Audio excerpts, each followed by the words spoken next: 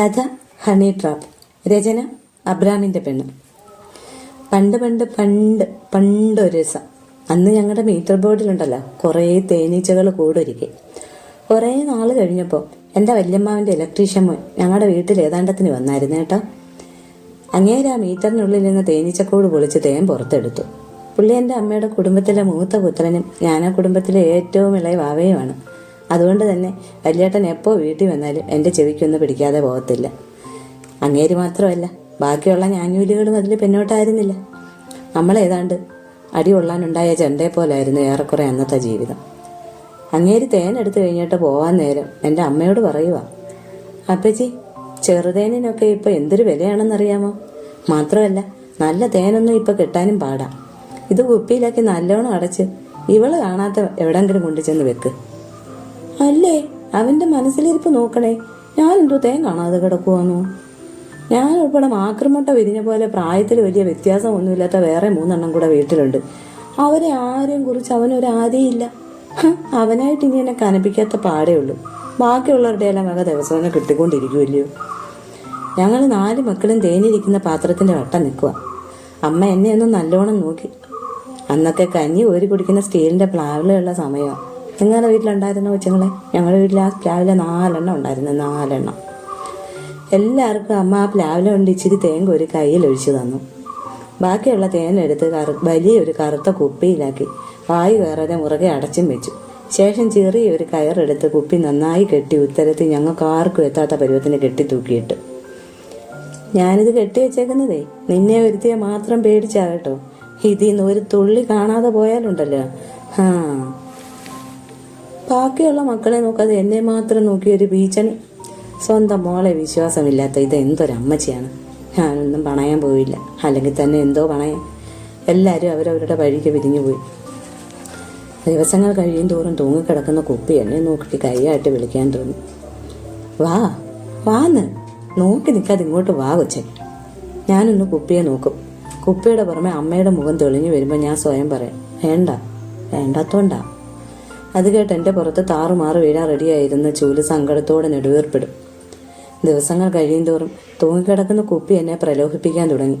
അമ്മ പിന്നീട് ആ കുപ്പി ശ്രദ്ധിച്ചിട്ടേയില്ല. അതുകൊണ്ട് തന്നെ ലേശം എടുത്താലും അമ്മ എറിയാനൊന്നും പോകുന്നില്ല. പക്ഷെ എങ്ങനെ എടുക്കും? കസേര ഇട്ടാൽ പോലും എത്താത്തത്ര ഉയരത്തിലാണ് അമ്മച്ചി കുപ്പി കെട്ടിയിട്ടേക്കുന്നത്. അതൊരു വലിയ വെല്ലുവിളിയായിരുന്നു. അങ്ങനെ ഇരിക്കുമ്പോഴാണ് എനിക്കൊരു ഐഡിയ തോന്നുന്നത്. എനിക്ക് നേരെ മൂത്തവൻ. അവൻ എൻ്റെ അത്ര പാവമൊന്നും അല്ലെങ്കിലും ഇച്ചിരി പാവമായിരുന്നു. അവനാണ് മൂത്തെങ്കിലും അവനേക്കാൾ വരെ എനിക്കായിരുന്നു കേട്ടോ. ശരീരം എന്നൊരു സാധനം കണ്ടുപിടിക്കാൻ പോലും ഇല്ലാത്തത്ര മെലിഞ്ഞിരിക്കുന്ന ഒരു ചെറുക്കൻ. 2 കസേര എടുത്തിട്ടിട്ട് അതിൻ്റെ മുകളിൽ കയറി നിന്ന് ലവനെ എൻ്റെ തോളിലിരുത്തിയ തേനിൻ്റെ കുപ്പിയുടെ അടപ്പ് തുറക്കാം. ഇച്ചിരി അവനും കൂടെ കൊടുത്താൽ അമ്മയോട് പറഞ്ഞും കൊടുക്കത്തില്ല. എൻ്റെ പ്ലാൻ ഞാൻ അവനങ്ങോട്ട് പറഞ്ഞപ്പോൾ അവൻ അമ്പിനും വില്ലിനും അടുക്കുന്നില്ല. അടി കൊള്ളാൻ പേടിയാ പോലും. ഇത്രയും അടി ഇട്ടിട്ടും വയറുമല്ല മുന്നിൽ നിൽക്കുന്ന എന്നെ മാതൃകയാക്കാൻ അവന് വയ്യെന്ന് കൈയും കാലും പിടിച്ചു കൊടുക്കാൻ അവനെ കൊണ്ട് സമ്മതിപ്പിച്ചു. അവനൊരു ഡിമാൻഡ് മാത്രമേ ഉണ്ടായിരുന്നുള്ളൂ. എങ്ങാനും പിടിക്കപ്പെട്ട അടി ഞാൻ കൊണ്ടോണം. അവൻ പങ്കുപറ്റത്തില്ല. അടി നമുക്ക് പണ്ടേ പുത്തരി അല്ലാത്തത് കൊണ്ട് ഞാൻ സമ്മതിച്ചു. ഇതല്ല, ഇതിനപ്പുറം ചാടിക്കടന്നവളാണ് ഈ കെ ജോസഫ്. ഞാൻ കസേരയിൽ കയറി നിന്ന് അവൻ ഭിത്തി കെട്ടിയിട്ടിരിക്കുന്ന മൺകട്ടയെ ചവിട്ടി എൻ്റെ തോളിൽ വലിഞ്ഞു കയറി. 5-6 വട്ടം കസേരയും അവനും ഞാനും അടങ്ങുന്ന സംഘം താഴെ വീണ് കേട്ടോ. എന്നിട്ടും അവനെ തോളി വലിച്ചു കയറ്റിക്കൊണ്ട് കസേരയിൽ ഞാൻ കയറുക തന്നെ ചെയ്യും. നിങ്ങൾക്കൊരു കാര്യം അറിയാമോ പിള്ളേരെ?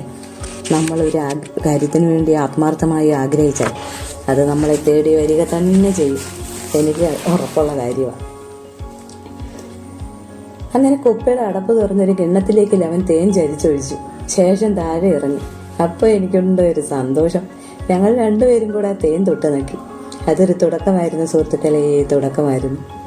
വീട്ടിൽ വേറെ ആരും ഇല്ലാത്തപ്പോൾ കയ്യിലൊരു കിണ്ണവുമായി തോളിൽ അവനെ എടുത്തുകൊണ്ട് ഞാൻ കസേരയിൽ കയറുന്നത് പതിവായി. മധുരം നിറഞ്ഞ കുറേയേറെ പകലുകൾ അങ്ങനെ കടന്നുപോയി. കുപ്പി കറുപ്പ് കളറായതുകൊണ്ട് തേൻ കുപ്പിയിൽ നിന്നും പുറത്തു പോകുന്നതൊന്നും എൻ്റെ അമ്മച്ചി അറിഞ്ഞില്ല. അവനും ഞാനും അല്ലാതെ ആ ഹണി ട്രാപ്പ് വേറെ ആരും അറിയാതെ തമ്പുരാൻ ഞങ്ങളെ കാത്തു. തേനെടുത്തില്ലെങ്കിലും ചില ദിവസങ്ങളിൽ അവനെയും തോളിലെടുത്തുകൊണ്ട് വീടിന് വട്ടം നടക്കാൻ ഞാൻ നിർബന്ധിതയായി. എടുത്തോണ്ട് നടന്നില്ലെങ്കിൽ അമ്മയോട് പറഞ്ഞു കൊടുക്കുമെന്ന് അവൻ്റെ ഭീഷണിയിൽ ഞാൻ തകർന്നു പോയി. അടി കിട്ടുന്നതിൽ എത്രയോ ഭേദം ആ ചുള്ളിപ്പൊക്കി എടുത്തോണ്ട് നടക്കുന്നത്. അതോർത്ത് ഞാൻ എൻ്റെ മനസ്സിനെ അങ്ങ് പറഞ്ഞ് സമാധാനിപ്പിച്ചു. അങ്ങനെ ഇരിക്കെ അന്നൊരു ശനിയാഴ്ചയായിരുന്നു. അന്ന് അമ്മ ജോലി കഴിഞ്ഞ് വീട്ടിൽ വരുമ്പോൾ കൂടെ ഒരു കൂട്ടുകാരിയും ഉണ്ടായിരുന്നു. അച്ഛൻ ജോലി കഴിഞ്ഞ് കൊണ്ടുവന്ന കപ്പലണ്ടിക്കുരു തിന്നുകൊണ്ടിരിക്കുക ഞങ്ങൾ 4 മക്കളും. അച്ഛൻ്റെ കയ്യിലൊരു മനോരമ വീക്കിലി ഇരിപ്പുണ്ട് കേട്ടോ. അച്ഛൻ അത് നോക്കി ഞങ്ങളുടെ ഓരോരുത്തരുടെ വാരഫലം വായിച്ചു തരുക. അപ്പോഴാണ് അവർ 2 പേരും കൂടെ കയറി വരുന്നത്. അമ്മയുടെ കൂട്ടുകാരി ഞങ്ങൾക്ക് റസ്ക് വാങ്ങിച്ചുകൊണ്ട് തന്നു. എൻ്റെ ചേച്ചിയെ അമ്മച്ചിക്ക് കട്ടൻ ചായ ഇട്ട് കൊടുത്തു. വൈകുന്നേരം 6 മണി കഴിഞ്ഞായിരുന്നപ്പോഴത്തേക്കും. നിങ്ങൾ ആ കുപ്പി ഒന്ന് തുറന്ന് ഓമനയ്ക്ക് കുറച്ച് തേനെടുത്ത് കൊടുക്ക്. പെരുമഴ വരുക, അവള് പോട്ടെ. പ്രതീക്ഷിക്കാത്ത സമയത്ത് മുറ്റത്തേക്ക് വലിയൊരു മിന്നലോട് കൂടിയ ഇടി വന്ന് വീണു. ആ ഇടിയുടെ മുഴക്കം എൻ്റെ നെഞ്ചിലും വീണു. ഞാൻ ലവനെ നോക്കി. അമ്മ പറഞ്ഞത് കേട്ട് ലവൻ എന്നെ നോക്കുന്നു. ഇപ്പം കെട്ടുപടി. അതാണ് ആ നോട്ടത്തിൻ്റെ അർത്ഥം. ഞാനിതൊക്കെ എത്ര കണ്ടേക്കുന്നു എന്ന അർത്ഥത്തിൽ നിസ്സാര ഭാവത്തിൽ ഞാൻ അവനെ ഒന്ന് നോക്കി. ഉയിരെരിഞ്ഞ് കത്തുവാണെന്ന് ആര് കണ്ടു? ഞാൻ കപ്പലിൻ്റെ കുരു എല്ലാം കൂടെ വാരി വായിലിട്ട് വെള്ളം ഒഴിച്ചു. പിന്നെ തിന്നാൻ സമയമോ സന്ദർഭമോ കിട്ടത്തില്ലെന്ന് ഉറപ്പായിരുന്നു.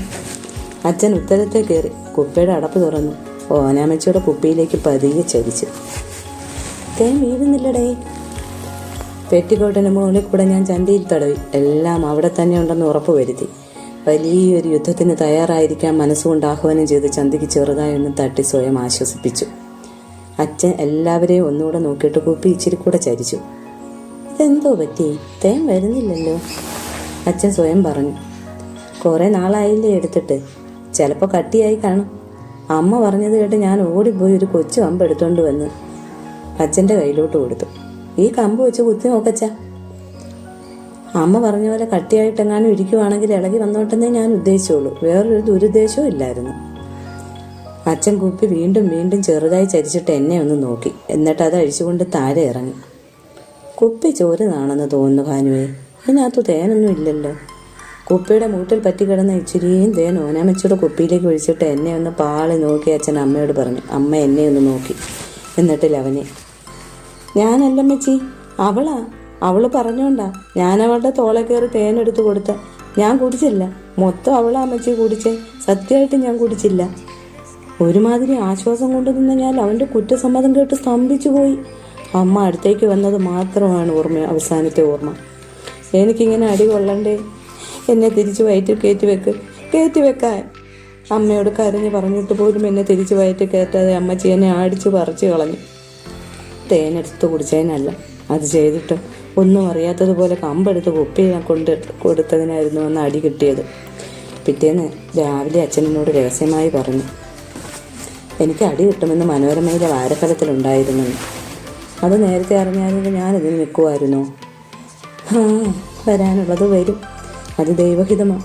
അനുഭവം